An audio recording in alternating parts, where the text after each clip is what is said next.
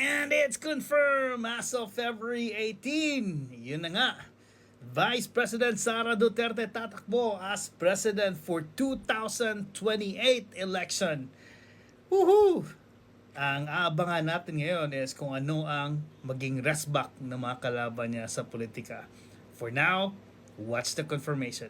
Check this out. Mga kababayan, ibalik natin ang tapang at malasakit para sa Diyos, sa bayan, at para sa bawat pamilyang Pilipino. Ako si Sara Duterte, tatakbo bilang Pangulo ng Pilipinas. Syukran. Hindi pa ako excited sa election for 2028. Pero mas excited ako kung ano na namang mangyayari sa season 2 ng mga kalaban ni Vice President Sara Duterte.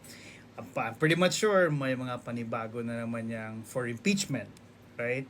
Tapos may mga aligasyon na naman yan na kung ano-ano regarding about corruption, yung travel niya and everything. That's season 2. And they still have 2 years to go.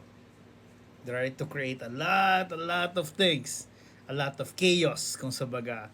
I know may mga senador na din ang sabi na tatakbo sila, and may isa pa nga sabi niya magkukombine sila ng powers kung sa baga para talunin nila yung tao na may 30 million voter or vote dun sa nakaraang election. And I'm praying, hopefully the Vice President Sara Duterte will win again. And again, all out support, mga DDS dyan, laban. For now, cheers!